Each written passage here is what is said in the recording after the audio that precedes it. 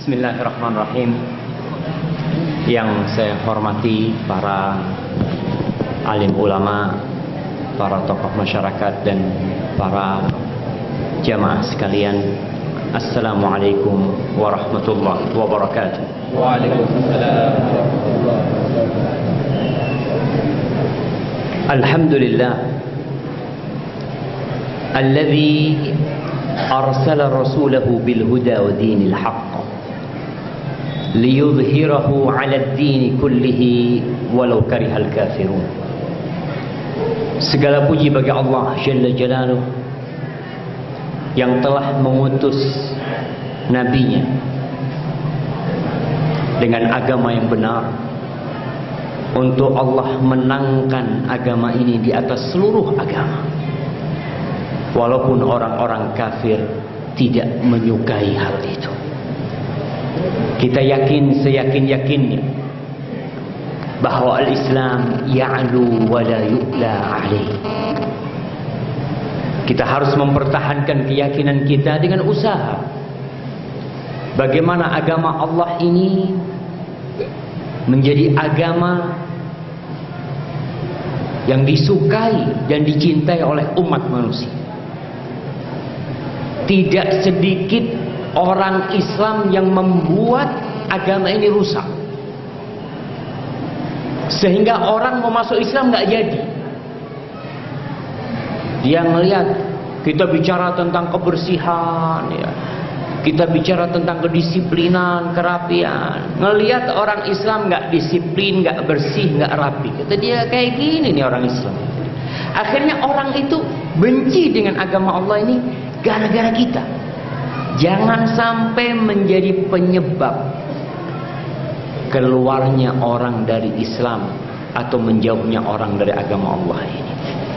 Allahumma salli ala Muhammadin wa azwajihi wa dhurriyyatihi kama sallaita ala ali Ibrahim wa barik ala Muhammadin wa azwajihi wa dhurriyyatihi kama barakta ala ali Ibrahim innaka Hamidum Majid. Ya Allah, ya Rahman, ya Rahim, semoga salawatmu, semoga salam, berkah dan nikmatmu senantiasa kau curahkan untuk hamba kekasihmu, untuk baginda Nabi kita Muhammad sallallahu alaihi wasallam, dan untuk keluarga beliau, untuk istri-istri beliau, untuk putra-putri beliau, dan untuk seluruh sahabat Nabi radhiyallahu ta'ala anhum ajma'in. Amma ba'd. Mak rame atas ibu-ibu. Iya, ibu-ibu sebentar. Diusahakan anak-anaknya dijaga, ibu-ibunya dengerin ya. Kita datang ke rumah Allah ini, ingat ini rumah Allah, bukan rumah siapa-siapa. Kita datang ke tempat ini meninggalkan rumah kita, meninggalkan kesibukan kita. Habis isya nih, biasanya orang itu lapar, makanya antum dikasih kotakan di situ. Tapi herannya ustadznya tak beri. Nih, takut ustadznya suruh ceramah, ustadz terusan. Baik, nggak apa-apa. Kita harus sabar jemaah. Makanya harapan antum dengarkan jamaah sambil makan nggak apa-apa. Yang lapar daripada antum dengarkan ceramah sambil tidur, ahsan mendengarkan ceramah sambil makan, nggak apa-apa. Insyaallah itu lebih berkah. Dan kita ke rumah Allah, jangan lupa dijaga adab di rumah Allah. Ini tolong yang HP-nya belum offline, di offline jamaah. Kesian sama yang lain. Ana lihat dulu. Nih, belum offline. Ini belum offline tapi ya.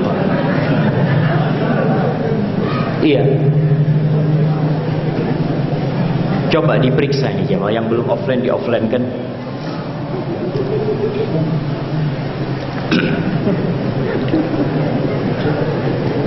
Pada suatu hari Anas bin Malik radhiyallahu taala anhu Anas ini enggak, Ustaz tak ngangkat di sini. Ustaznya mau ceramah ini.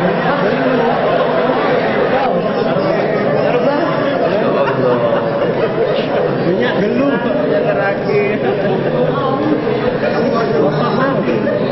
Enggak terlalu panitianya terlalu semangat. Kalau ustadznya makan, enggak ceramah.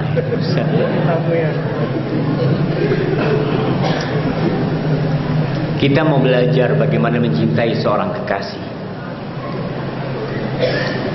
Dalam hidup ini, setiap manusia memiliki kekasih. Kalau tidak istrinya, anak. Kadangkala sebagian suami sudah bosan sama istrinya. Dia berpikir, Ustaz, kalau bukan karena anak, sudah anak tinggal istri anak. Begitu pula banyak istri yang sudah tidak suka sama suami. Bahkan mungkin tiap hari doanya, ya Allah, kapan suamiku mati? Kalau sudah benci dia karena mungkin suaminya menyiksa dia, menyakiti dia, dia sudah tidak suka. Tapi dia tidak ingin bercerai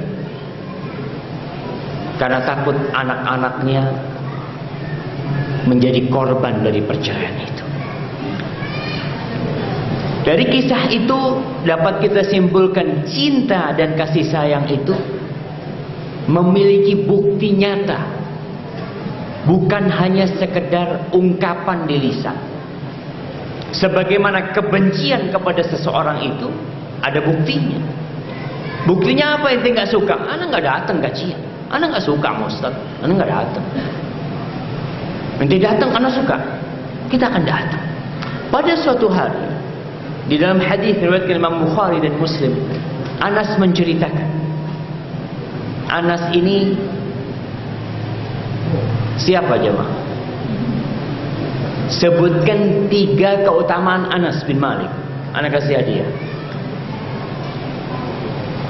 3 keutamaan Anas bin Malik. Nah, fadhal. Oh, kalau makan jangan jawab lah. Selesai makan. Yang nggak makan ya jawab. Mana yang mau jawab? Kita ini kalau cinta sama Nabi Sallallahu Alaihi Wasallam, kita dituntut cinta kepada orang yang dicintai Rasul Sallallahu Alaihi Wasallam. Anas ini termasuk kekasih Nabi Alaihi Wasallam. Siapa tuh Anas? Sebutkan 3 keutamaan Anas bin Malik. Jemaah, Masya Allah. Anak tahu Anas bin Malik, pembantu Rasul Sallallahu Alaihi Wasallam. Dia sahabat Nabi yang mendapatkan doa dari Rasul Sallallahu Alaihi Wasallam. Doa dipanjangkan umurnya, doa dibanyakkan anaknya, diberkahi rizkinya, dan dimasukkan dan diampuni oleh Allah Jalla Jalaluhu. Anas orang yang paling tahu dengan Rasul SAW. Dia meriwayatkan banyak hadis dari Rasulullah SAW karena dia pembantu Nabi. Dia tahu apa yang dikerjakan Nabi di dalam rumah. Luar dalam Anas mengenal Rasul SAW. Dan sekali lagi ingat, orang yang paling kenal kita itu 2, istri sama pembantu kita. Kalau jamaah kepingin tahu sama ustaz, tanya sama pembantu. Terus terang, ada tokoh-tokoh agama, ada tokoh-tokoh masyarakat yang di depan umum orang baik, berhadapan dengan masyarakat orang baik, tapi ketika ditanya kepada pembantunya, habis.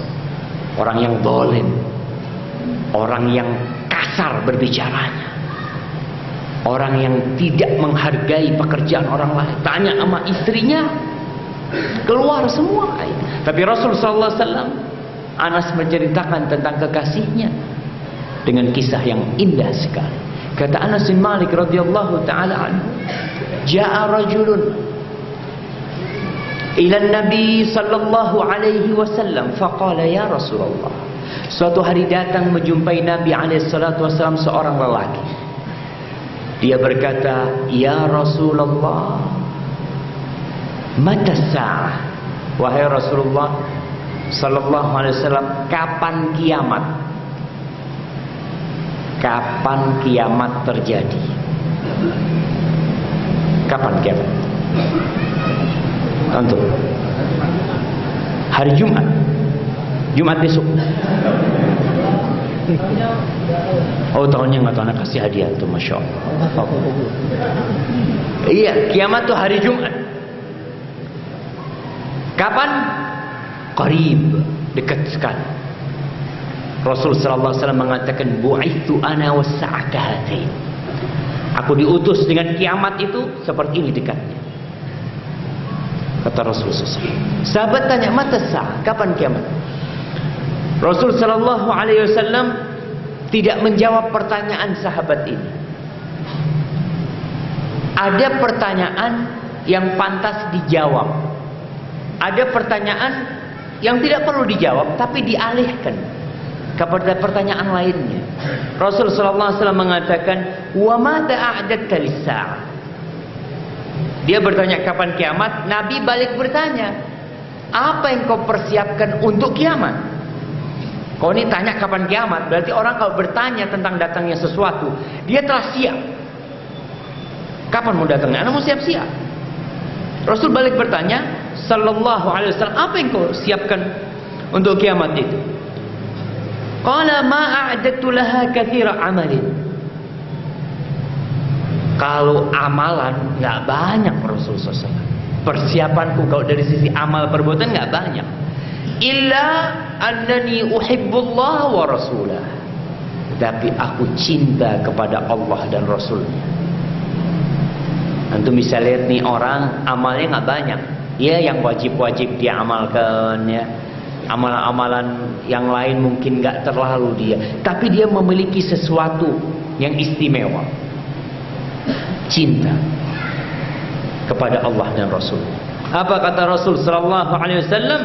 Al-mar'u ma'aman ahab. Udah, ente tanya tentang kapan kiamat. Persiapan ente adalah gak banyak amal, tapi ente cinta kepada Allah dan Rasulnya. Orang akan dikumpulkan bersama siapa yang dia cintai. Apakah kita akan dikumpulkan bersama Rasul sallallahu alaihi wasallam?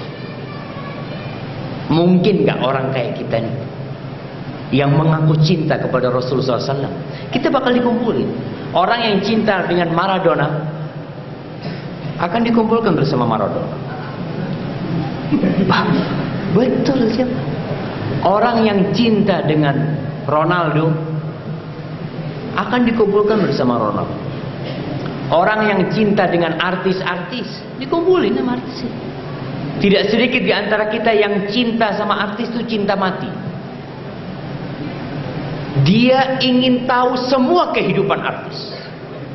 Umpamanya ada satu si artis A, dia cinta banget. Dia ikutin informasi tentang artis ini. Artis lagi liburan ke Jember. Kemana aja? Makan di Maisan. Terus jalan kemana dia ikuti. Sampai artis goreng, masak, artis beli baju, artis pakai baju, dia ikutin. Makanya kenapa kalau kita lihat entertainment itu, urusan yang tentang kehidupan artis banyak peminatnya. Antum lihat apa acara gosip, acara apa lagi? Kiss. Wallahu a'lam jemaah. Antum yang lebih tahu kalau tentang itu. Kita ingin tahu. Karena apa? Karena ada rasa cinta. Orang kalau cinta dia ingin ikut sama fulan. Kita akan berbicara tentang bagaimana mencintai seorang kekasih. Apakah cinta kita kepada Rasul sallallahu alaihi wasallam benar? Ada orang yang cinta sama Nabi alaihi salatu wassalam dengan lisannya. Ngomongnya doang. Ana pembela Rasul sallallahu alaihi wasallam. adzan tak entar ke masjid. Pembela Nabi adzan nih. Ada orang yang seperti itu. Ucapannya didustakan dengan perbuatan. Dia mengaku cinta Rasul sallallahu alaihi wasallam tapi dia mencela sunnah-sunnah Rasul sallallahu alaihi wasallam. Kita bicara tanda-tanda orang yang mencintai Rasul sallallahu alaihi wasallam. Yang pertama, antum catat tuh jemaah. Ada yang bawa pulpen? Insyaallah. Ingat kata Ibnu Mas'ud radhiyallahu taala anhu, kun aliman aw muta'alliman aw mustami'an wa la takunir radhi' fatahla. Jadilah engkau orang yang alim. Orang yang alim, yang belajar, yang ngerti, punya ilmu dia. Au muta'alliman, atau orang yang ngaji, yang belajar. Yang ketiga, jadilah engkau, kalau nggak jadi alim, nggak jadi muta'alim, jadilah mustami', yang mendengarkan. Jangan jadi orang yang keempat. Orang yang keempat ini nggak alim, nggak muta'alim, nggak mustami'. Apa bedanya muta'alim sama mustami'? Muta'alim bawa pulpen sama kertas, niat belajar dicatat. Mun mustami' nyambi kopeng. Jangan jadi yang keempat, datang kajian tedung. Biasanya mun maresa ini katondu ya Pak. Kadang-kala antum datang masih lapar tadi, dapat kotaan, alhamdulillah, alhamdulillah. Kenyang, alhamdulillah alladzi at'amani wa saqani. Habis gitu langsung bismikallahumma amunallah. Oh, jangan, belum mari kajiannya jemaah. Kita akan lanjutkan kajian. Yang pertama, percaya dengan kekasih. Kau kalau cinta sama kekasihmu ngomong cerita macam-macam, percaya. Kenapa? Anak cinta sama dia. Apa yang dia omongkan yakin benar. Orang sekampung mau ngomong bohong, tidak, kekasihku tidak pernah dusta. Ente kok percaya nah? Karena anak sudah cinta mati sama dia. Ketika Rasul sallallahu alaihi wasallam Isra Mi'raj, Nabi alaihi salatu wasallam sampai ke kota Mekah, antum bisa bayangin perjalanan Isra-nya Nabi itu. Dalam satu perjalanan alaihi salatu wasallam sebenarnya butuh 1 bulan naik onta. Pulang pergi 2 bulan. Ini Isra. Mi'rajnya wallahu a'lam. Kita bisa tahu jarak antara bumi dengan langit pertama, langit kedua, langit ketiga, keempat, kelima. Orang-orang kafir Quraisy ketika Nabi menceritakan alaihi salatu wasallam bahwa beliau telah berisra dari Mekah ke Masjidil Aqsa, subhanalladzi asra bi'abdihi lailan minal masjidil harami ilal masjidil aqsa. Orang-orang Mekah punya bahan. Nih, kita sampaikan kepada pengikut-pengikut Muhammad sallallahu alaihi wasallam bahwa nabimu dia mengaku sudah ke Masjidil Aqsa, terus balik. Perjalanan nggak sampai semalam. Datang orang-orang. Sebagian betul mulai imannya goyah ketika dapat berita seperti itu. Mereka datang ke Abu Bakar As-Siddiq radhiyallahu taala anhu. Karena Abu Bakar ini orang yang paling percaya sama Nabi. Ini kekasih Rasul SAW. Ya Abu Bakar, ente percaya enggak Muhammad nih alaihi salatu wassalam katanya ngaku dia berangkat ke Masjidil Aqsa terus balik. Gak sampai semalam udah nyampe ke Mekah. In kana qal fasadaq. Kalau benar Nabi SAW mengatakan itu, benar yang dia katakan. Pasti. Kata, ente percaya sama dia? Iya. Ana percaya sama dia dengan berita dari langit yang turun ke bumi. Cuma kayak gitu mudah bagi Allah Jalla Jalaluhu. Maka Abu Bakar mendapatkan gelar As-Siddiq. Masya Allah. Nggak ada.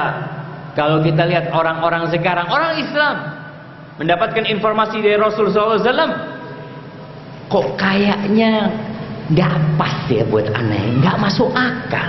Insya Allah. Banyak orang Islam seperti itu, mengaku cinta kepada Rasul SAW, tapi menolak informasi dari Nabi SAW.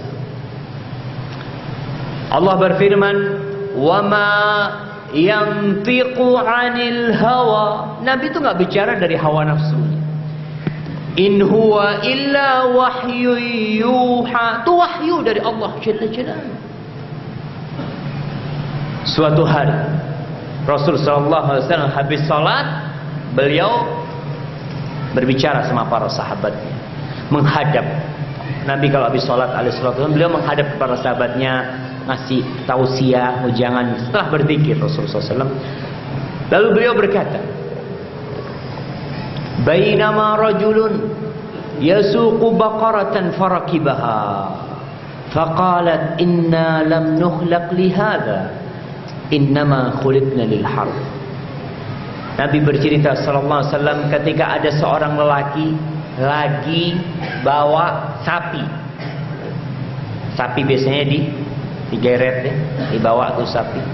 Tahu-tahu tuh lelaki mungkin dia capek, sapinya dinaikin. Dibuat kendaraan sama si lelaki. Lalu sapi itu ngomong kepada yang naikin dia. Kita nih sapi nggak diciptakan untuk dinaikin. Kita diciptakan untuk membajak sawah. Percaya?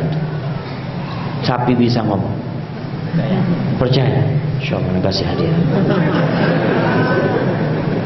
Sapi bisa ngomong, jangan. Para sahabat ketika mendengar itu, faqala an-nas subhanallah baqaratun tatakallam. Mereka subhanallah, takjub dan heran, sapi bisa ngomong. Faqala Rasulullah sallallahu alaihi wasallam, lalu Rasul sallallahu alaihi wasallam berkata, fa inni u'minu bihadza ana wa Abu Bakar wa Umar. Aku percaya dengan berita ini. Abu Bakar juga percaya, Umar juga percaya. Padahal Abu Bakar dan Umar nggak ada di situ. Nggak ada. Tapi Rasul SAW tahu dengan Abu Bakar dan Umar dan kecintaannya kepada beliau. Percaya. Tapi bisa ngomong, kita percaya. Wa baina rajulun fi ghanami. Dan ketika ada seorang lelaki lagi di kambingnya, lagi gembala kambing, id ada alaihi dhi'b fa akhadha syatan minha fa adrakahu fastanfadhaha min faqala hadha istanfantaha minni faman laha yawma as-sabu' yawma la ra'iya laha ghairi. Ini orang lagi gembala kambing, tahu-tahu ada serigala ngambil kambing, dikejar sama pengembala ini, akhirnya kambingnya bisa diselamatkan. Ketika diambil sama nih pengembala, itu serigala ngomong, ente sekarang bisa menyelamatkan dia dari aneh. Kata dia, bagaimana nanti suatu hari, pada hari binatang buas, tidak ada pengembala kambing kecuali aku. Para sahabat mengatakan, subhanallah, dhi'bun yatakallam. Mereka mengatakan, subhanallah, ini serigala bisa ngomong. Faqala Rasulullah sallallahu alaihi wasallam, maka Rasul sallallahu alaihi wasallam mengatakan, fa inni u'minu ana wa Abu Bakar wa Umar. Aku beriman dengan ini. Abu Bakar dan Umar juga beriman, padahal keduanya tidak ada di situ. Kita lihat sekarang bagaimana kondisi kita dengan informasi yang disampaikan Rasul SAW. Kalau hadisnya sahih, kalau hadisnya dhaif, ya kita nggak percaya. Karena hadis dhaif itu bukan ucapan Rasulullah SAW. Tapi kalau hadisnya sahih, seperti hadis tentang kalau ada lalat, idza waqa'adz dzubabu fi ina'i ahadikum. Kalau lalat tuh masuk ke bejana kalian, tempat makan atau minum kalian, falyaqmishu, suruh celup. Tsumma yatrah. Setelah itu suruh buang. Setelah dibuang diapain? Suruh minum. Rasulullah. Bismillah, ana izin minum.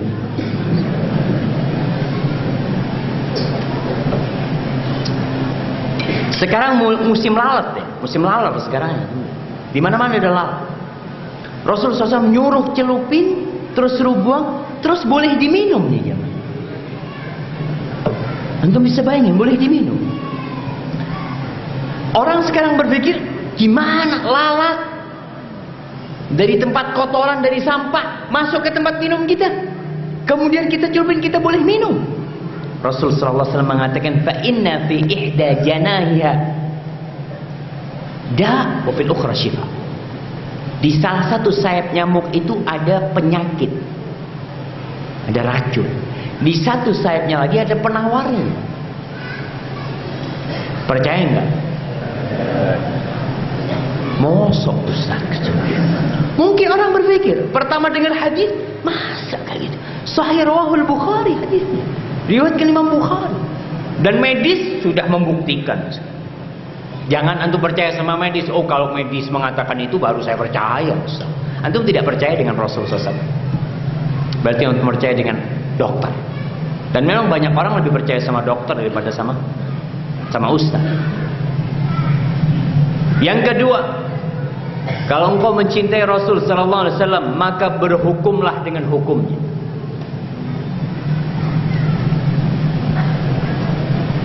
Allah Jalla Jalaluhu di surat An-Nisa ayat 65 berfirman, "Fala wa rabbika la yu'minun hatta yuhakkimuka fima shajara bainahum, thumma la yajidu fi anfusihim harajan mimma qadaita wa yusallimu taslima."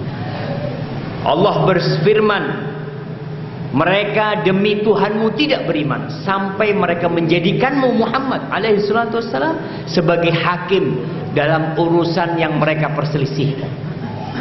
Ada ribut macam-macam, kadangkala di rumah tangga, ribut warisan. Si perempuan minta sama yang laki. Padahal dalam Islam hukumnya perempuan dapat, anak perempuannya, kita bicara anak perempuan, anak perempuan dapat separuh dari bagiannya. Si istri kalau nggak punya anak dapat 1/4, punya anak dapat 1/8. Kadangkala mereka berontak, nggak bisa betul. Anak nggak mau dengan hukum ini. Subhanallah. Kau beriman, kau mengaku cinta sama Rasulullah SAW, ya ikuti hukumnya. Pasti hukum Allah itu lebih baik dari semua hukum. Tsumma la yajidu fi anfusihim harajan. Dan ketika kita berhukum dengan hukum Allah, dengan hukum Rasulullah SAW, nggak boleh gerundel, merasa berat. Aduh, kok kayaknya nggak adil. Subhanallah. Itu hukum paling adil di muka bumi. Hukum itu datang dari Allah Jalla Jalaluhu.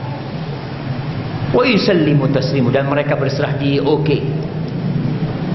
Para ulama menjelaskan tentang saudara-saudara kita yang hidup di Amerika umpamanya. Kadangkala di barat itu ada orang kalau bercerai ada harta gono gini. Dalam Islam ada nggak gono gini, jemaah? Jemaah, harta gono gini ada nggak? Ada dan tiada. Harta gono gini itu akan ada apabila memang dua orang ini kerjanya bareng. Bangun rumah bareng, beli mobil patungan, ya. Kemudian usaha juga patungan. Ketika terjadi perceraian ya dibagi dua. Karena memang harta bersama itu. Tapi kalau ternyata yang kerja istrinya doang, si suami minta cerai, gono gini, ada suami-suami nggak kerja, kerjanya ngadu ayam kadang-kala. Ketika cerai minta harta gono gini, subhanallah, zalim, nggak ada dalam Islam. Kita bicara begitu pula apabila yang kerja suaminya, si istri untuk harta gono gini nggak berhak, kecuali memang si suami kerja pakai modalnya si istri. Terkadang kan ada peluang nih, kita kalau ke pengadilan mau negeri dapat tuh harta gono gini umpamanya, atau dapat, kita nggak boleh ngambil ya Pak. Enggak. Walaupun enggak, hukumnya dalam Islam gimana? Anak mau ikut? Itu kalau kita cinta kepada Rasul sallallahu alaihi wasallam. Tapi kalau nggak cinta, lain lagi cerita. Yang ketiga, melaksanakan, mengikuti Rasul SAW. Mengikuti Nabi ini all out semuanya. Gayanya, ucapannya, perintahnya, larangannya kita tinggalkan. Dan kita akan melihat bagaimana para sahabat mengamalkan cinta mereka kepada Rasul sallallahu alaihi wasallam. Allah Jalla Jalaluhu mengatakan, "Qul in kuntum tuhibbunallah fattabi'un. Yuhibbukumullah wa yaghfir lakum dhunubakum." Katakan kepada mereka, kalau kalian cinta sama Allah, cinta nih, ikuti aku. Patokannya tuh ngikutin Rasul sallallahu alaihi wasallam. Ikutin Rasul sallallahu, bukan ikutin ustaz. Karena bisa jadi ustaz itu salah. Saya ikut ustaz. Loh, ustaznya kadang-kadang salah, manusia. Tapi ikutin Rasul SAW, yuhibbukumullah. Allah pasti cinta sama kalian. Pasti. Dan kita bisa bayangkan ketika Allah cinta sama kita. Kata Rasul sallallahu alaihi wasallam, "Idza ahabballahu 'abdan, nada Jibril." Kalau Allah cinta sama hambanya, Allah akan panggil Jibril. Panggil Jibril Allah. Allah mengungkapkan cintanya kepada Jibril. Ya Jibril, inni uhibbu fulanan fa'ahibbah. Wahai Jibril, aku cinta kepada fulan, kau cintai dia. Fa'ahabbahu Jibril, maka Jibril cinta. Thumma nadu Jibril fi ahli sama. Kemudian Jibril menyeru kepada semua penghuni langit, mengatakan, innallaha ahabba fulanan fa'ahibbu. Allah sudah cinta kepada fulan, kalian semua cintai dia. Fa'ahabbahu ahlus sama, maka semua penghuni langit akan cinta kepada orang itu. Tsumma wudi'a lahul qabul fil ardh. Lalu orang ini Allah kasih, Allah bikin dia diterima di muka bumi. Jadi kalau kita ngikutin Rasul SAW, Allah cinta sama kita. Sampai kemana kita ngikutin Rasul SAW? Perintahnya, kemudian larangan-larangannya. Kita lihat sahabat Nabi. Sahabat Nabi ini adalah generasi terbaik. Jangan sampai ada di antara kita yang merasa lebih baik dari sahabat Nabi. Ikutin sahabat. Bukti cinta sahabat kepada Rasul SAW. Pernah suatu hari para sahabat melihat Nabi pakai cincin dari emas. Cincin dari emas, jemaah. Kalau di Indonesia dari akik ya. Kemudian semua sahabat pakai cincin dari emas. Yang punya langsung cincin, ngikutin. Mereka cinta sama Rasulullah SAW, dia kepingin ikut Rasulullah SAW. Ketika Nabi copot, semuanya mencopot cincin. Lalu Ibnu Umar radhiyallahu taala anhu bercerita, kejadian Nabi mencopot cincin. Nabi ceramah di atas mimbarnya. Lalu beliau mengatakan, inni kuntu albasu hadzal khatam wa aj'al fassahu min dakhil. Aku nih pakai cincin ini, aku jadikan ada matanya di atasnya itu. Lalu sama Nabi SAW dibuka dan dilempar. Wallahi la albasuhu abadan. Demi Allah, aku tidak akan memakai ini selama-lamanya. Emas. Apa yang dilakukan sahabat? Langsung dibuang semuanya. Langsung. Mon kita kan eman-eman. Subhanallah. Suatu hari Rasul SAW melihat ada sahabat yang masih pakai cincin dari emas. Lalu dipegang tangannya sahabat ini, dibuang sama Rasul SAW. Dibuang.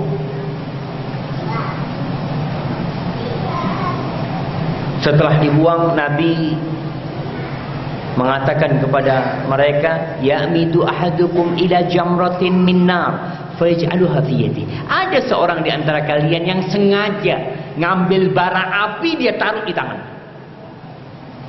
Selesai. Nabi pergi. Nih cincinnya dibuang.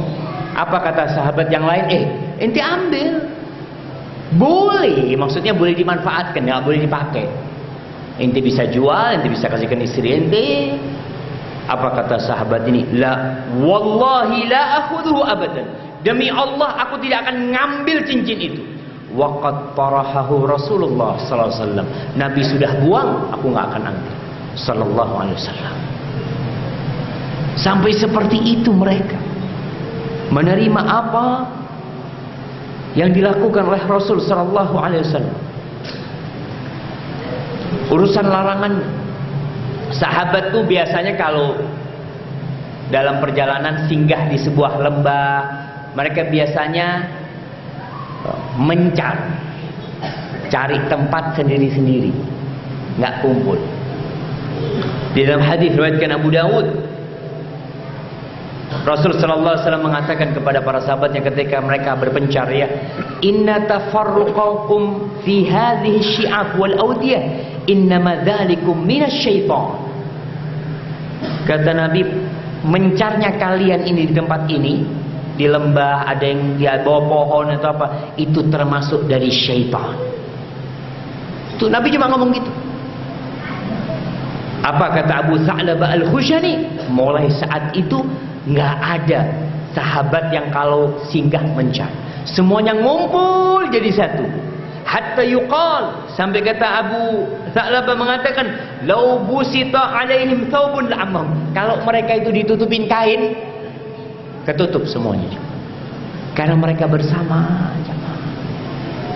Kita seperti itu. Imam mengatakan, sawu sufufakum fa inna tasfiyatus sufuf min tamamis shalah. Apa kata jamaah? Sami'na wa ata'na. Tapi pakun tak akui. Tetap berdiri, rapatkan safnya. Itu sabda Rasul sallallahu alaihi wasallam, dan para sahabat langsung merapatkan. Ini perintah, bukan untuk wacana. Oh, saya ngerti tapi nggak dirapatkan safnya. Apakah benar kau cinta kepada Rasulullah? Sahabat langsung ngamalkan jamaah. Nggak perlu tanya, ya Rasulullah, tuh perkataanmu tuh sunnah apa wajib? Ada orang yang tidak menghormati perintah Rasulullah SAW. Pernah Nabi tuh lagi makan bersama sahabatnya, ada satu orang makan dengan tangan kiri. Apa kata Rasul sallallahu alaihi wasallam? Kul biyamini, makanlah kau dengan tangan kanan. Orang ini mungkin kidal. Ada orang-orang kidal yang dia biasa pakai tangan kiri. Kata Rasul sallallahu alaihi wasallam, lastata', mudah-mudahan kau nggak bisa. Karena dia mengatakan aku nggak bisa. Nabi mengatakan mudah-mudahan kau nggak bisa. Maka orang ini pun fama ru'iya yarfa'u yaminahu. Tidak pernah kelihatan ngangkat tangan kanan, lumpuh aja. Perintah Nabi. Nabi mengakul biyamini, makan dengan tangan kanan. Mau kita mengatakan enggak, anak tidak, anak biasa kayak gini. Malah kadang-kadang mendebat. Orang yang kasih tahu, tunggu, anak mau tanya, hukumnya minum pakai tangan kiri itu sunnah atau wajib? Atau haram atau cuma makruh? Seminggu. Subhanallah. Dan ini banyak di masyarakat ini. Ngakunya cinta sama Rasulullah SAW. Mana penghormatan? Mus'ab ibn Zubair, dia pernah mendapatkan informasi dari salah seorang pemimpin orang Ansor itu, satu berita yang gak nyaman. Dia ini mau dia labrak nih sahabat ini. Ketika dia mau labrak, datang Anas bin Malik radhiyallahu taala anhu masuk ke rumah. Lalu kelihatan nih temannya Anas lagi mau ngelabrak, marah. Apa kata Anas bin Malik? Sami'tu, aku mendengar Rasulullah sallallahu alaihi wasallam yaqul. Rasulullah sallallahu alaihi wasallam bersabda, "Istausu bil ansari khairan." Kalian tuh berbuat baiklah kepada orang-orang Ansar. Au qala ma'rufan, perbuatan yang ma'ruf. Iqbalu min muhsinihim, terimalah dari orang-orang yang baik dari mereka. wa tajawazu an musiihi, dan kalian maafkan kesalahan orang-orang Ansar. Apa yang terjadi?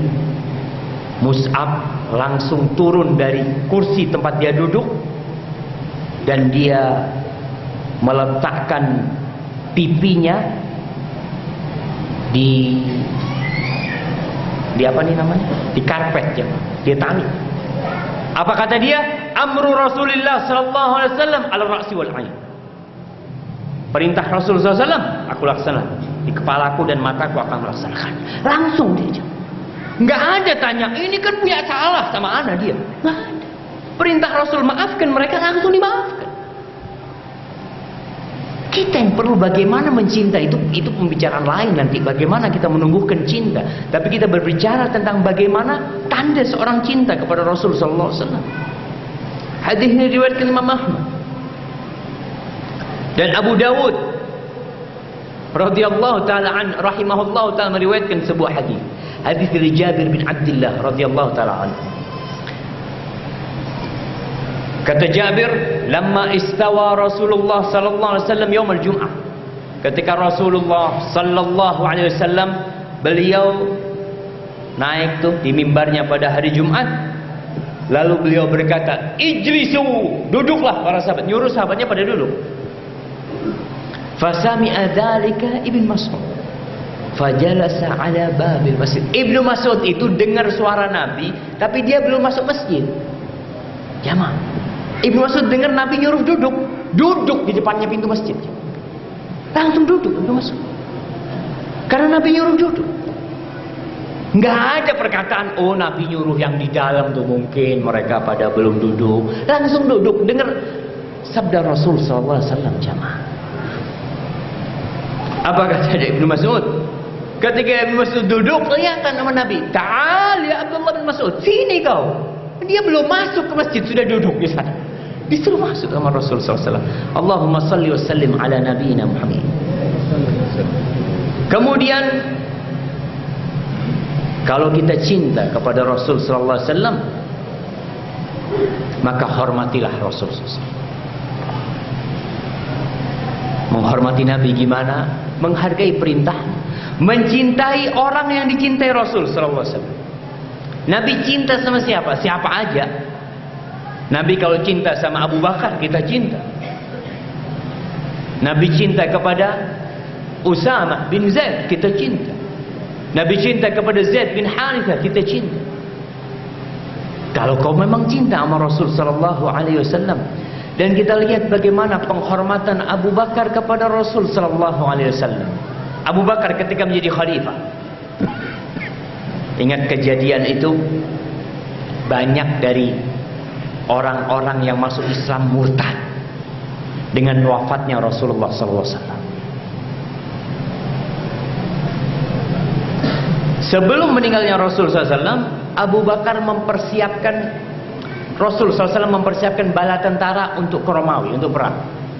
Dibawa kepemimpinan Usamah bin Zaid. Antum bayangkan, Usamah umurnya antara 18 sampai 20 tahun.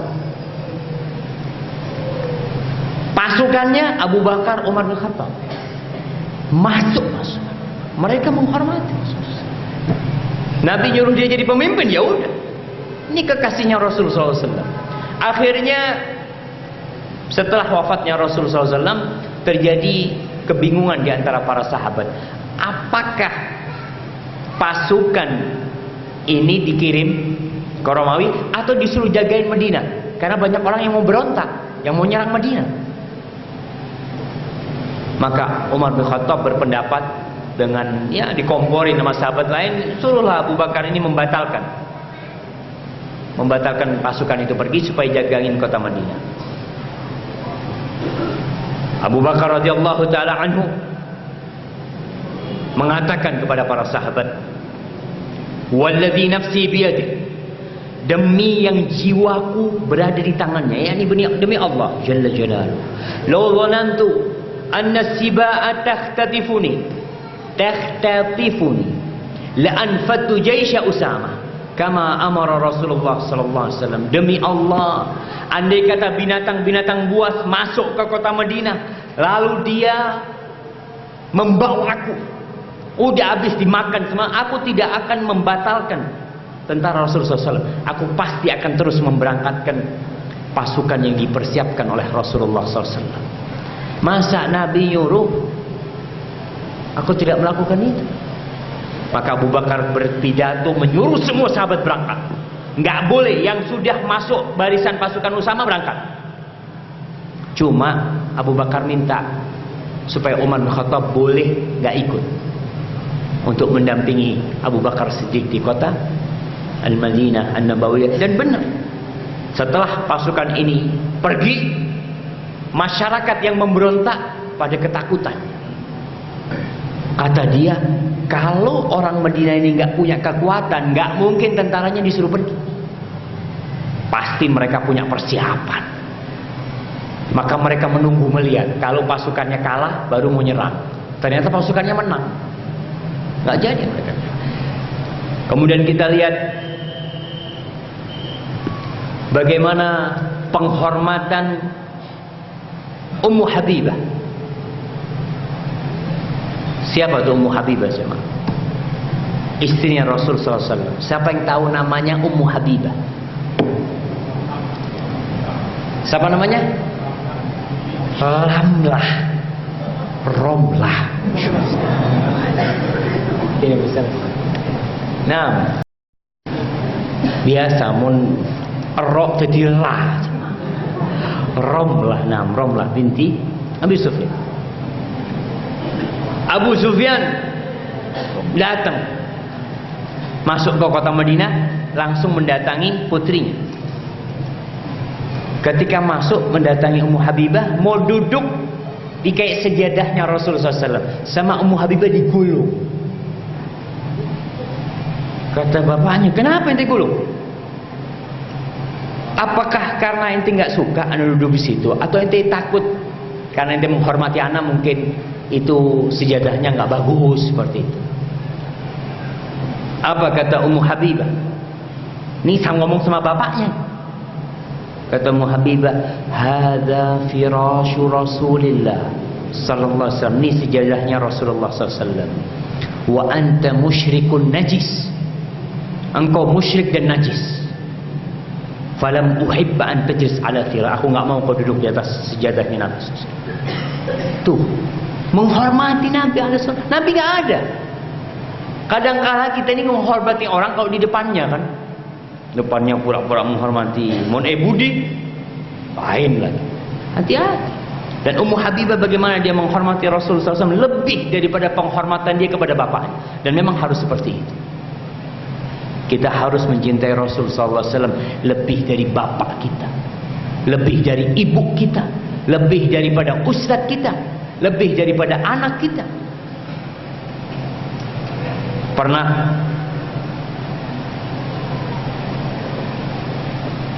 Abdullah bin Umar bin Khattab, dia lagi ngomong sama orang-orang. Hadis Rasulullah SAW, la tamna'u ima Allah masjid Allah. Jangan kalian larang perempuan-perempuan itu, budak-budak perempuan Allah itu untuk ke masjid. Jangan, untuk ke rumah-rumah Allah jangan kalian larang. Nggak boleh tuh suami ngelarang istrinya mau ke masjid ya. Istri mau ikut kajian ke masjid, nggak boleh. Haram hukum. Selama si istri baik pakai kerudung syar'i ke masjid boleh, jangan dilarang. Ketika Ibnu Umar menyampaikan hal ini, itu anaknya mengatakan wallahi la amna'anna. Demi Allah aku akan melarang istri itu ke masjid. Marah Abdullah. Aqulu laka qala Rasulullah sallallahu alaihi wasallam, aku sampaikan kepada engkau sabda Rasulullah SAW, lalu engkau mengatakan aku akan melarangnya. Fasabbuh, maka dicela anaknya. Enggak diajak ngomong sama Abdullah bin Umar sampai mati. Kenapa? Karena ini orang nggak menghormati Rasulullah SAW. Kita sampaikan sabda Rasulullah SAW, oh katanya enggak, menurut anak nggak seperti itu. Maka hati-hati kita. Sampai mana penghormatan kita kepada Rasulullah SAW. Kemudian berkaitan dengan mencontoh Nabi. Seorang yang mencintai akan mencontoh perilaku Rasul SAW. Apa yang dilakukan Nabi akan dicontohnya. Pernah Nabi SAW sholat di Masjid Nabawi, dan kita tahu sholat pakai sandal sunnah apa enggak? Sunnah. Mari kata Pak Ustaz, mak bisa sholat ngakui sandal.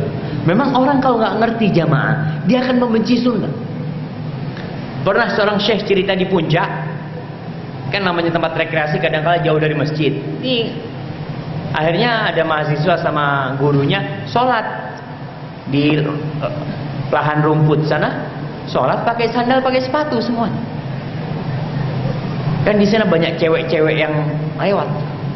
Ada cewek-cewek lewat pakai rok mini, ngelihat Nisa, gimana sholat pakai sandal? Dia, Masya Allah, dia pakai rok mini, dia negur orang sholat pakai sandal. Masya Allah, nggak punya ilmu jemaah. Benar, Rasul SAW mengatakan khaliful Yahud, kalian jangan sama kayak orang Yahudi. Orang Yahudi itu kalau sholat nggak pakai sandal. Memang di dalam syariat Yahudi, Allah berfirman kepada Nabi Musa alaihissalam, fakhla'na 'alaika innaka bil wadil muqaddasi tuwa. Musa, copot sandalmu, copot kedua sandalmu, kau berada di lembah yang suci, lembah Tur. Disuruh copot. Maka orang Yahudi kalau sholat dicopot tuh sandalnya. Kita kalau sholat suruh pakai sandal. Pernah Rasul SAW lagi sholat pakai sandal, semua sahabat pakai sandal. Lagi sholat, Allahu Akbar, Nabi nyopot sandalnya, dibuang ke kiri. Semua sahabat buang sandalnya. Lagi sembahyang, karena Nabi buang, mereka ikut buang. Selesai sholat, para sahabat nggak pernah bertanya kenapa Nabi. Kalau kita kan, apa makna gitu? Pertama yang ditanyai kenapa, bukan ikutin dulu baru nanti. Akhirnya setelah sholat Rasulullah SAW bertanya, katanya, malakum tarahtum ni'alakum, kalian kenapa kalian buang sandal kalian? Ya kita melihat engkau buang, kita buang juga. Nggak tahu alasan, tapi karena cinta dia ikutin. Nabi menjelaskan SAW, tadi Jibril datang ngasih tahu aku di bawah sandalku ada kotoran, maka aku buka sandalku. Kalian kalau ke masjid, kalian lihat bawah sandal kalian. Kalau ada kotoran kalian bersihkan dulu, baru masuk dengan sandalnya. Tapi bukan masjid di Al-Furqon ya. Dulu nggak pakai karpet Masjid Nabawi, pakai tanah. Masjid Nabawi pakai tanah. Kalau hujan sahabat itu sujud, banyak tanahnya sini. Jadi jangan antum dipraktekkan ya masjid sini, bisa dilemparin batu sama orang-orang. Ini tidak menghormati rumah Allah. Iya, sudah ada karpetnya, antum lepas. Tapi kalau umpamanya antum sholat di jalan di mana, pakai sandal, nggak masalah. Itu termasuk sunnah Rasulullah SAW. Al Hasan Al Basri mengatakan tentang tanda kecintaan manusia kepada Allah, ittiba'u sunnati Rasulih SAW, mengikuti sunnahnya Rasulullah SAW. Kalau ada orang mengatakan ini sunnahnya Nabi SAW, ikuti. Jangan berpikir ya kan cuma sunnah. Ini sunnahnya Rasul SAW, sunnahnya Nabi, yang Nabi senantiasa mendoakan umatnya, yang kau berharap syafaatnya Rasul SAW. Semua berharap syafaat Nabi. Tapi gimana ketika kau menghadapi syafaat Rasul SAW, kau menginginkan syafaat Nabi, kau tinggalkan sunnah dengan dalihkan cuma sunnah. Tapi jamaah, memang manusia ini memiliki kecenderungan untuk meninggalkan sunnah, mengentengkan sunnah. Karena dia yang wajib aja belum mana lakukan, Ustaz. Baik, kau lakukan yang wajib, kau sempurnakan dengan sunnah. Karena ibadah sunnah ini akan menyempurnakan ibadah wajib kita. Kalau kita tidak mengamalkan yang sunnah, apalagi yang itu memang perbuatan Rasul sallallahu alaihi wasallam, Ali bin Abi Thalib radhiyallahu taala anhu pernah naik ontanya. Dia baca bismillah, naik onta. Lalu dia akan mengatakan alhamdulillah, Allahu akbar, Allahu akbar, Allahu akbar. Ali naik, duduk di ontanya, terus dia tersenyum. Senyum. Lalu baca doa, naik kendaraan. Subhanalladzi sakhkhara lana hadza wa ma kunna lahu muqrinin. Wa inna ila rabbina lamunqalibun. Ana mau tanya. Hafal doa naik kendaraan? Apa doanya naik kendaraan? Coba baca, ana kasih hadiah. Malere. Tiap hari naik kendaraan enggak? Blank. Iya, blank insyaallah jamaah. Ana Ustaz. Antum sudah dapat hadiah, ana mau tanya. Belum, Ustaz. Antum? Subhanalladzi sakhkhara lana hadza wa ma kunna lahu muqrinin wa inna lahu muqrinun. Wa inna lahu muqrinun. Terus wa ma kunna lahu muqrinin wa inna ila rabbina lamunqalibun. Antum biasa baca enggak? Kok salah barusan? Tadi apa? Grogi. Jamaah, kita tiap hari naik kendaraan. Tapi banyak di antara kita tidak ngamalkan. Ya kan cuma sunnah. Ali bin Abi Thalib bukan cuma sunnahnya baca doa itu. Dia tersenyum ya, Mak. Kata dia, ya Abul Hasan, malaka tadhak? Kenapa kau tertawa? Aku melihat Rasul SAW naik ontanya, baca bismillah, alhamdulillah, kemudian dia tersenyum. Cuma ingin ngikutin Rasulullah SAW. Kita tiap hari naik kendaraan nggak baca doa, kecuali mau mogok. Bismillah, Bismillah, Subhanallah, mau buka kitab, Subhanallah. Karena mogok kendaraannya. Kalau langsung hidup nggak baca doa. Maka jamaah, ini benar-benar kecintaan yang bohong kalau kita ngomong cinta sama Rasul SAW. Tiap hari masuk kamar mandi, toilet, nggak pernah baca doa. Keluar dari toilet, nyaman. Apa doanya masuk toilet dan keluar toilet? Masya Allah. Coba pakai baju, tiap hari pakai baju. Istrinya pakai baju baru, beli baju baru, doakan. Apa doanya? Ilbas jadidan wa ish hamidan wa mut syahidan yabla wa yukhrifullahu. Kita ngakunya cinta sama Rasul sallallahu alaihi wasallam. Anas bin Malik radhiyallahu taala anhu bercerita bahwa ada tukang jahit ngundang Nabi alaihi salatu wasallam makan. Dia bikin makanan, diundang Rasul sallallahu alaihi wasallam. Anas cerita, aku diajak sama Nabi untuk makan di rumah orang itu. Faqarraba ila Rasulillah sallallahu alaihi wasallam khubzan wa maraqan fihi dubba wa qadi. Ternyata sajiannya itu roti, kuah daging yang isinya itu labu kuning. Tahu labu apa itu jamaah? Walu. Hah? Walu ya, kayak walu kuning itu jamaah. Seperti itu. Dan ada potongan daging kering di dalamnya. Rasul SAW ketika makan itu kan biasanya makan di nampan ya, ditumplekkan di situ kan. Itu Nabi SAW dicari sisa-sisanya labu kuning itu jemaah. Falam azal uhibbud dubba min yawma idin. Kata Anas bin Malik radhiyallahu ta'ala, mulai saat itu aku cinta sama dubba. Karena lihat Rasul cinta sama itu jemaah. Kita melihat Nabi makan. Kita ini kadang kala Ramadan mau buka apa? Polong langsung. Padahal ada kurma.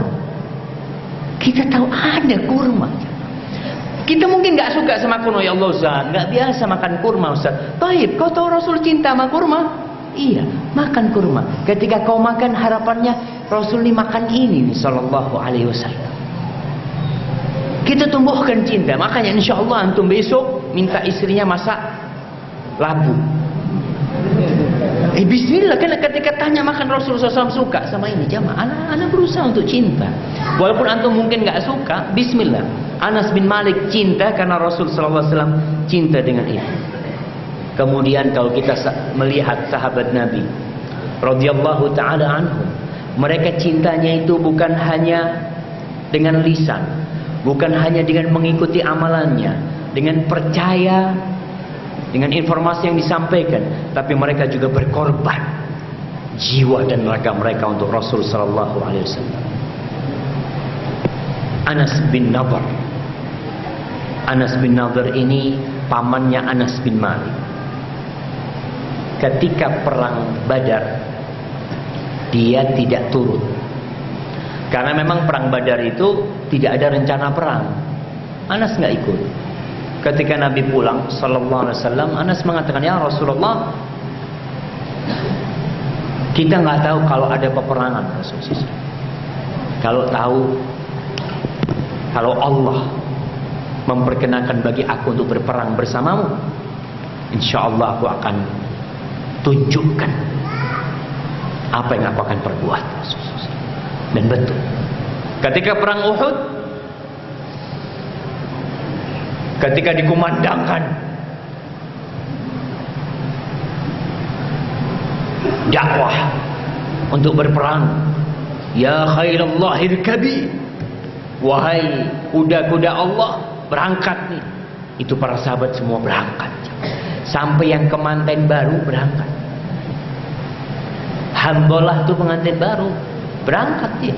Makanya Handolah nih ketika perang Uhud, selesai perang basah kuyup, padahal nggak ada hujan. Ternyata dia dimandikan oleh malaikat. Bayangkan, dia perang dalam kondisi junub. Antum kalau kemanten baru perang, aduh kan masih banyak yang lain. Ini berangkat, alhamdulillah. Anas bin Nadhr berangkat.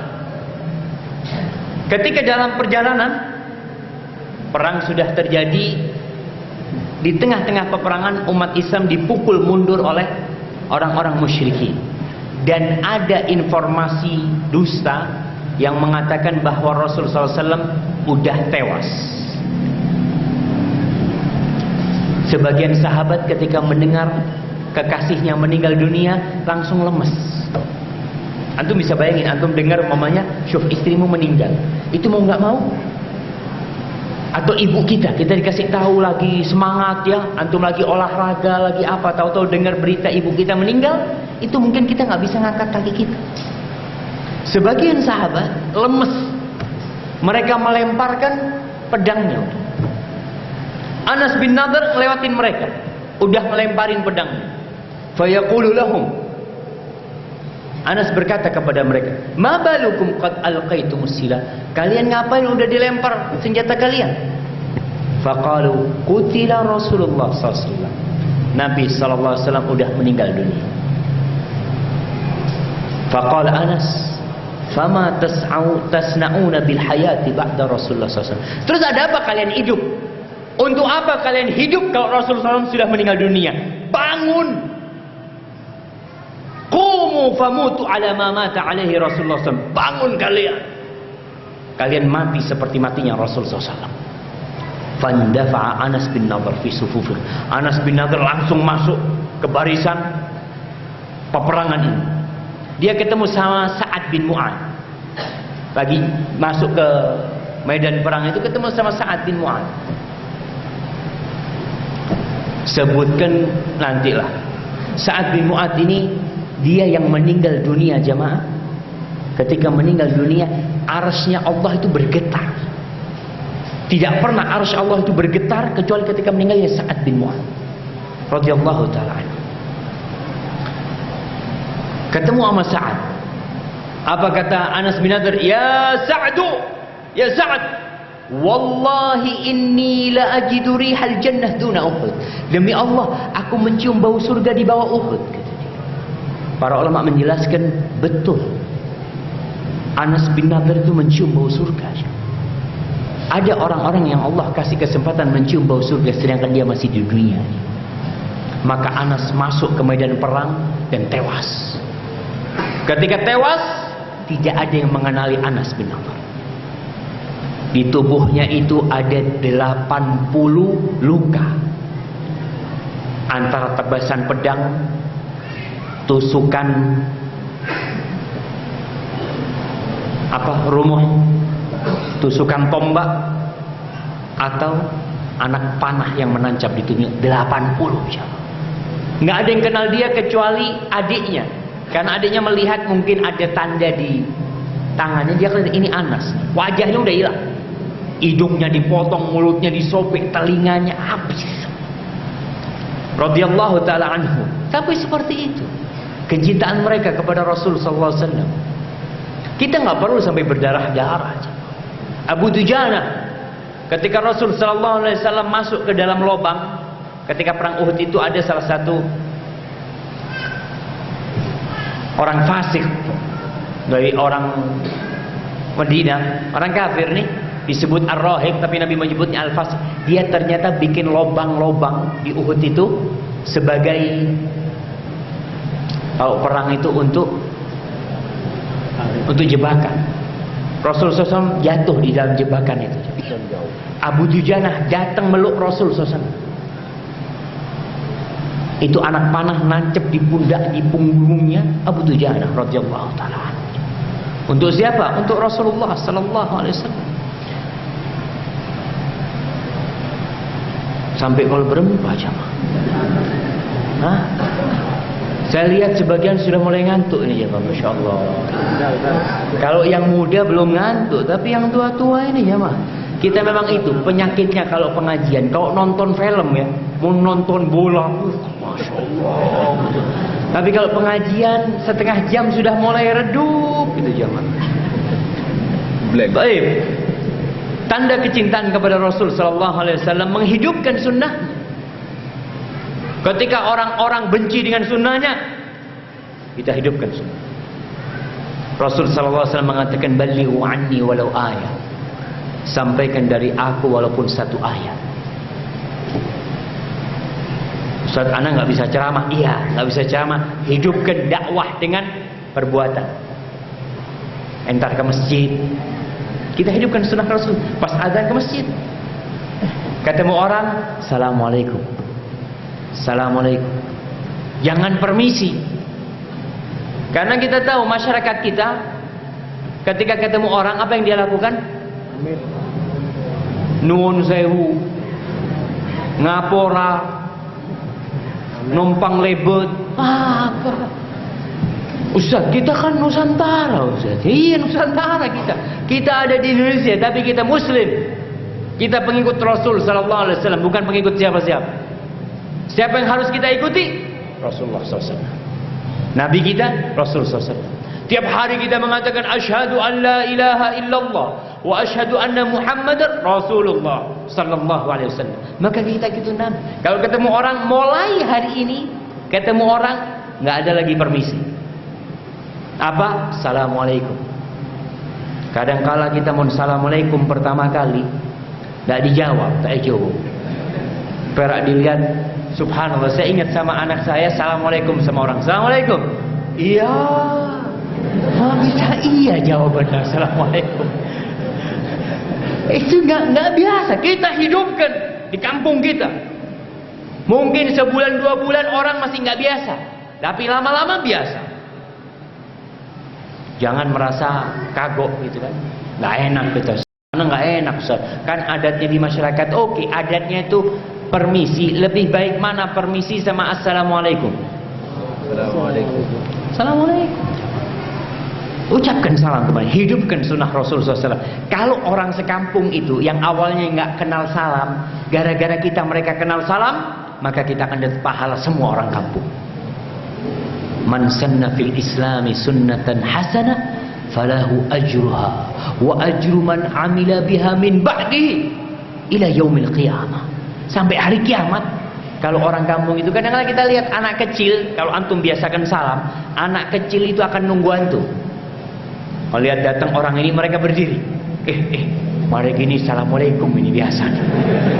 Iya, mereka kan aneh memang assalamualaikum. Tapi kita hidupkan sunnah Rasul SAW. Kemudian tanda cinta kepada Rasul sallallahu alaihi wasallam, banyak mengingat Nabi dan banyak bersolawat. Banyak bersolawat. Ingat, solawat itu bukan sebuah acara jamaah. Karena di masyarakat kita, mereka banyak memahami solawat itu ya solawatan. Bukan. Solawat itu hidup kita bersolawat. Jangan nunggu ada solawatan baru bersolawat. Di rumah nggak pernah bersolawat. Solawat. Kapan banyak waktu? Ketika masuk masjid, Allahumma sholli ala Muhammad. Ketika habis azan, solawat. Ketika habis kajian, kita baca solawat buat Rasul sallallahu alaihi wasallam. Banyak tempat-tempat kita dianjurkan bersolawat. Dimanapun. Man shalla alayya salatan, sallallahu alaihi biha ashran. Barang siapa yang bersolawat 1 kali buat aku, maka Allah akan bersolawat 10 kali buat dia. Kita di rumah duduk-duduk ya, ibu-ibu sambil goreng apa?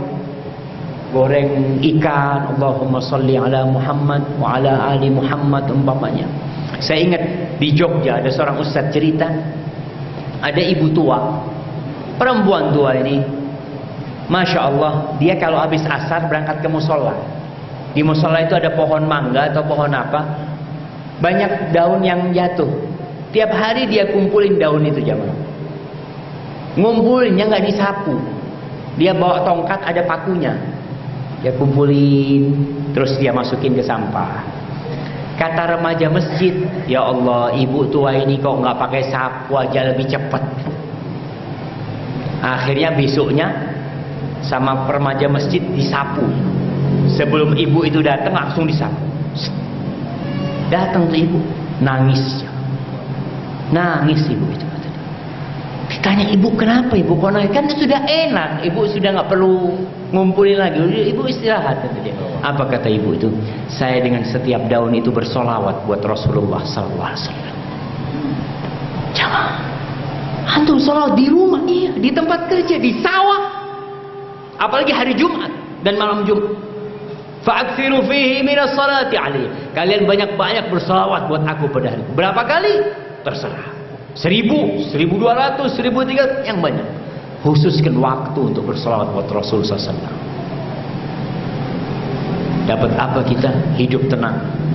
Urusan kita Allah mudahkan tatkala kita banyak bersolawat buat Rasulullah SAW. Jangan sampai antum jadi orang yang celaka. Siapa orang yang celaka? Pagi nulis, kadangkala antum nulis surat, nulis pertanyaan, Ustaz, menurut Nabi Muhammad SAW, salawat itu bukan. Banyak di jalan-jalan kita melihat SAW. Allah itu memerintahkan, ya ayyuhalladzina amanu sallu alaihi wa sallimu taslima. Wahai orang-orang yang beriman, kalian bersolawat dan bersalamlah buat Rasul SAW. Bukan ber-SAW. Orang, saya masih ingat ketika kita SD, buku pelajaran kita, buku agama itu SAW semuanya. Pada suatu hari Nabi SAW, kita yang baca, kan biasanya ustadznya nyuruh baca tuh. Kita bacanya sallallahu alaihi wasallam. Enggak. Saw.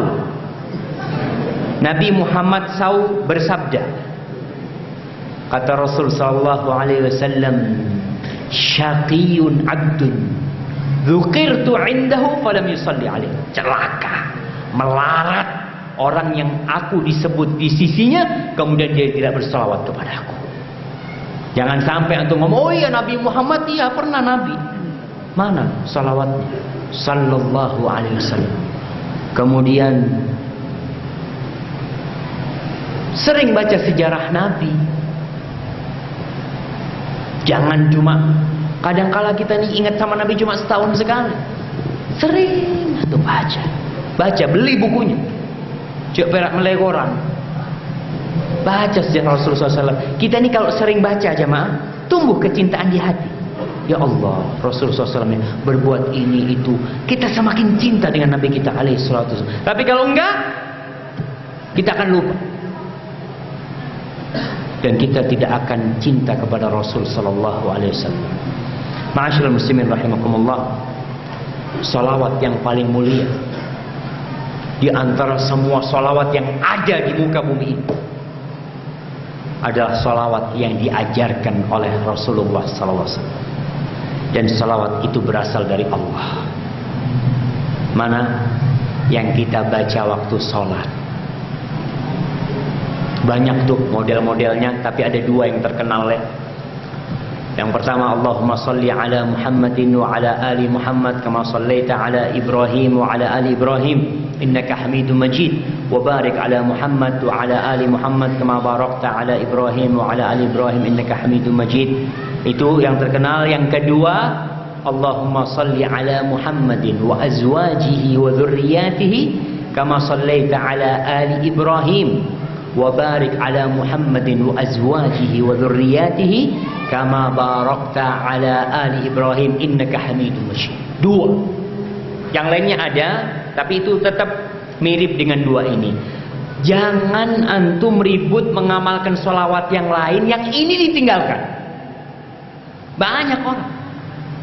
Kita kadang-kala lebih cinta dengan sholawat-sholawat macam-macam, yang sunnah ditinggalin. Oh Ustaz, katanya lebih mandi yang itu Ustaz. Subhanallah. Jamaah, mana mungkin Allah memilihkan buat nabinya di sholat, ternyata ada yang lain yang lebih baik dari itu. Mana mungkin. Apalagi itu buatan manusia. Maka banyak-banyak baca sholawat itu.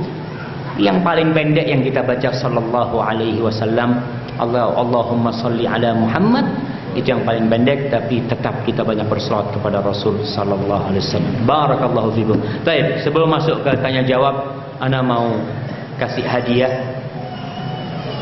yang bisa memberikan 7 tanda cinta kepada Rasul sallallahu alaihi wasallam. Fadhal. Nah, percaya dan yakin dengan apa yang disampaikan dan dicontohkan Rasulullah SAW. Percaya dan yakin dengan yang disampaikan oleh Rasulullah SAW. Mengikuti gaya dan perilaku Nabi SAW. Mengikuti gaya dan perilaku Rasul SAW. Nabi tidur miring ke kanan, kita miring ke kanan. Iya. Nabi kalau jalan seperti turun dari bukit, kita jalannya jangan kayak kemanten baru. Nabi kalau jalan nggak toleh-toleh ke kiri ke kanan, kita kayak gitu. Banyak kita kalau jalan, Masya Allah, Masya Allah. Nah, itu tanda cinta. Yang ketiga, menghormati perintahnya. Menghormati perintah Rasul SAW. Nabi perintahkan, laksanakan. Yang keempat, mencontoh apa yang disukai Rasulullah SAW. Apa yang disukai Nabi kita sukai. Nabi suka sama kurma, kita suka sama kurma. Nabi suka sama labu kuning, bismillah. Yang kelima, banyak mengingat Nabi SAW. Banyak mengingat Rasul sallallahu alaihi wasallam. Nah, dengan membaca sejarahnya, perjalanan hidupnya. Yang keenam, sering baca sejarah Rasulullah SAW. Sering baca sejarah. Baik. Yang ketujuh, salawat buat Rasulullah SAW. Fadhal, masya Allah. Barakallahu fikum. Itu mungkin yang bisa kita kaji pada kesempatan kali ini. Masih ada waktu 5 menit untuk tanya jawab jemaah. Alhamdulillah. Baik. Tafadhal, nah. Silakan.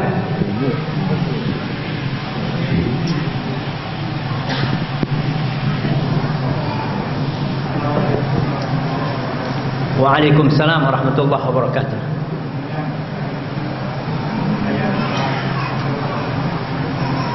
Barakallah. Masya Allah. Alhamdulillah. Alhamdulillah. Barakallahu fikum.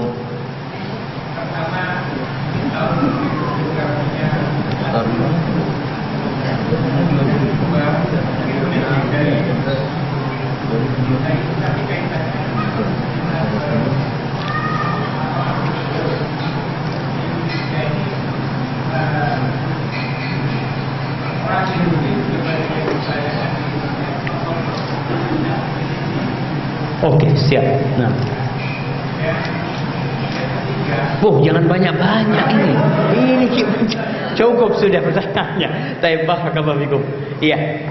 Alhamdulillah, jazakallahu khair. Kalau tanya biografi ana lahir di Jember, sekolah di Bondowoso. Ana lahir di Jember, kemudian sekolah Ibn Debesa di Pondok Al Irsyad situ, kemudian melanjutkan ke Madinah. istri masih 1, dan anak sudah 5, alhamdulillah. Adapun berkaitan dengan pertanyaan tadi masalah Yahudi, bagaimana, apakah Yahudi memang sudah mereka menyusup di Indonesia? Nah, antum kalau baca buku judulnya Indonesia Bebas Liberal, disebutkan di situ ada mantan jenderal BIN ya.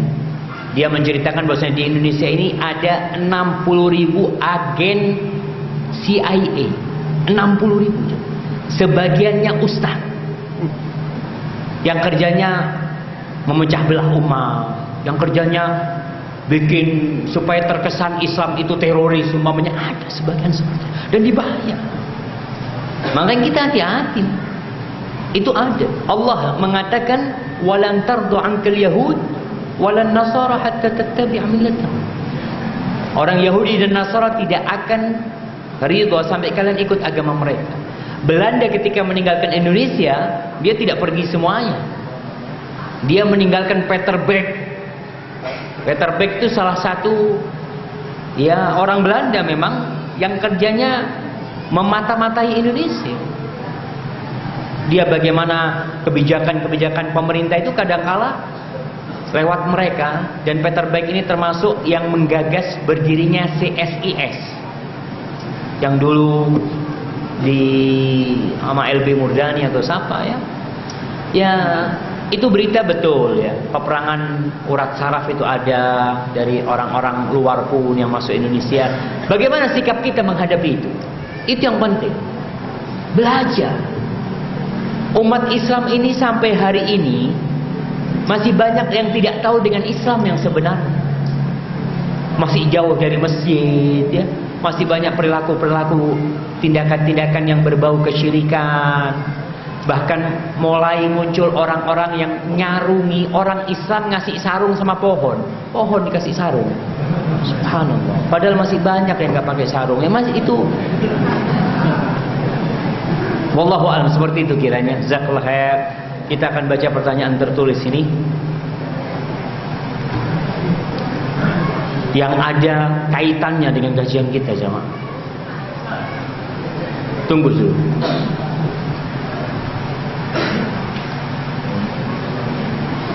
Nah, ini ada pertanyaan bagaimana menghadiri acara yang tidak ada tuntunannya dari Rasul sallallahu alaihi wasallam, umpamanya perbuatan itu ya ibadah yang memang tidak dianjurkan oleh Rasul SAW, tapi bagaimana kita diundang atau orang tua kita nyuruh kita berangkat, ya berusaha dengan cara yang baik-baik. Orang tua kita takut kalau kita nggak menghadiri undangan-undangan tetangga jamaah, kita tidak hablum minan nas. Betul.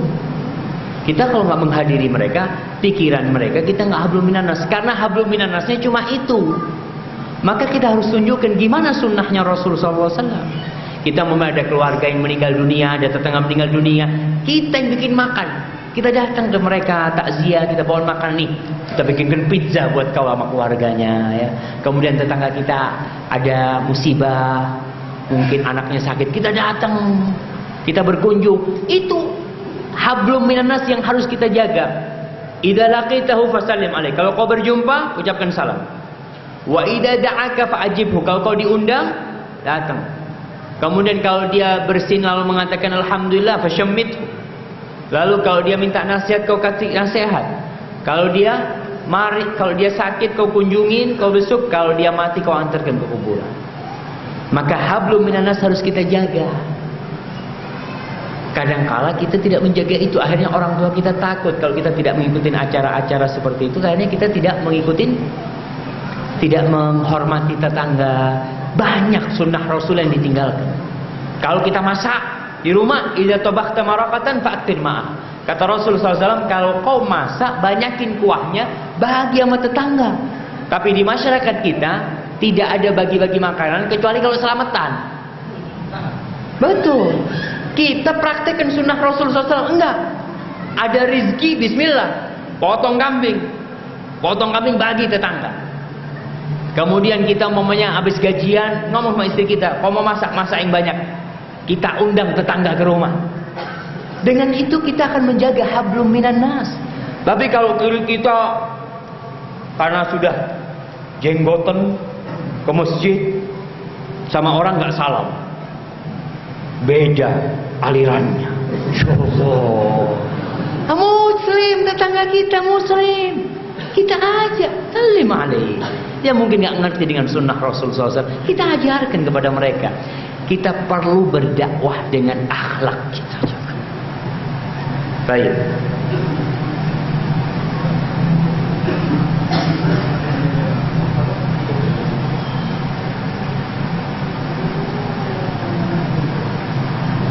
Ustaz, bagaimana jika atap dari rumah maju 60 cm ke arah jalan umum atau maju 60 cm dari batas tanah yang dimiliki?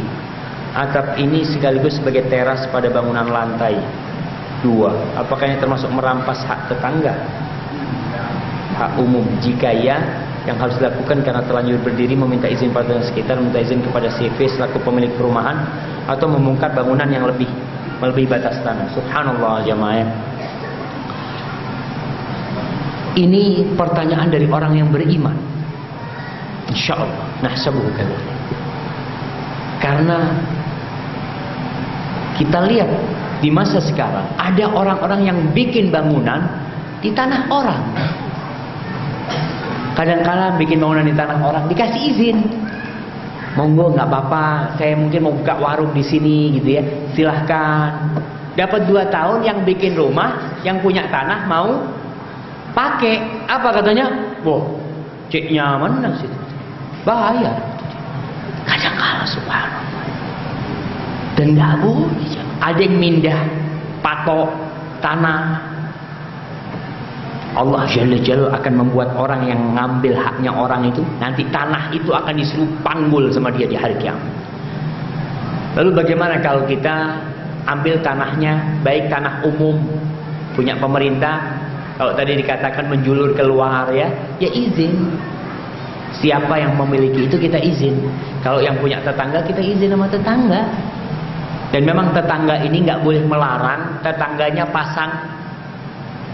pasang kayu di rumah. Kadangkala kan rumah kita sama rumah tetangga itu batasnya temboknya rumah tetangga. Kita pasang paku boleh nggak di rumahnya tetangga? Minta izin. Boleh. Izin duluan. Yang punya rumah nggak boleh ngelarang tetangganya. Jangan dilarang. Itu termasuk ihsan kita kepada tetangga kita. Maka tolong kita perhatikan. Kadang-kala kita ngambil haknya orang tanpa sadar. Kalau memang itu hak tetangga, minta sama tetangga. Ada tetangga-tetangga yang pohon mangganya ke rumah tetangganya, masya Allah. Kalau buah nggak dikasih tetangganya, tapi daunnya diberi. Nggak apa-apa lah, saya sedekah daunnya buat sampean. Ini tetangga-tetangga yang harus Gimana hukum energi dalam Islam dan juga apa ada dalam Islam? Energi apa nih? Kita ini ada Kementerian Energi dan Sumber Alam. Kalau memang tidak ada dalamnya, gimana caranya untuk menghilangkan energi tersebut?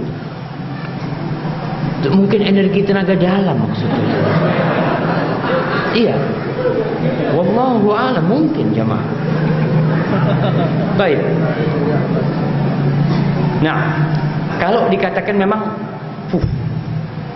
di Indonesia ini kan kita tahu dulu memang kejawen. Jawa itu kalau antum melihat film-filmnya, saya waktu SD itu ada Brahma Kumbara. Wiro Sableng. Apa? Wiro Sableng. Yang bisa terbang, ngapernya ke sana, ke sini, keluar tenaga, keluar api gitu jamaah ya. Masya Allah. Dari mana itu tenaganya? Ada seperti itu. Dari jin. Karena mereka bertapa di gua selama 40 hari 40 malam oleh akik merah delima. Akhirnya dia bisa memiliki kekuatan macam-macam. Kalau yang dimaksud tadi yaitu alhamdulillah Allah Jalla Jalaluhu mengatakan udkhulu fis silmi kafah, masuklah kalian Islam secara kafah, semuanya Islam. Jangan cuma bajunya yang Islam, baju kuku, tapi lawan tak Islami. Semuanya Islam kita harus. Hal-hal yang memang bertentangan dengan Islam ya kita tinggalkan. Tapi kalau adat istiadat yang tidak bertentangan dengan syariat ya kita jalankan, nggak masalah. Kalau tidak bertentangan dengan syariat. Lalu kalau tadi berkaitan dengan energi, saya dulu pernah dikasih sama Ustaz. Namanya anak muda ya, kepingin kebal, kepingin apa, itu banyak. Kita di kampung diajak sama sohib-sohib berangkat. Akhirnya, Masya Allah, tunggu bentar. Karena izin minum dulu. Sama gurunya itu dibaca-bacain airnya, terus suruh minum gitu semua.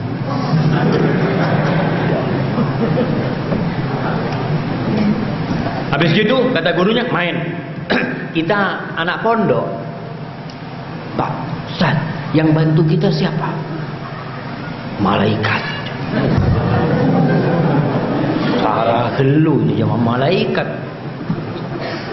Kita itu dipukul jamaah, nggak kena. Dipukul Masya Allah. Ya itu tadi mungkin jin yang jelasnya. Dan bisa nyetir orang. Ada orang jalan, apalagi kadangkala ada yang ilmu pengasihan, mau berdeni-benian, itu ada, dan itu diajarkan di sebagian pesantren. Ada kitabnya, itu ada. Antum nggak lihat di Pasar Tanjung Jember itu ada judul kitabnya, itu jangan dibeli. Itu kitab sihir, itu kitab kuning, judulnya itu Manba Usulil Hikmah. Isinya itu tentang sihir. Yang mengarang memang tukang sihir, cuma pakai bahasa Arab.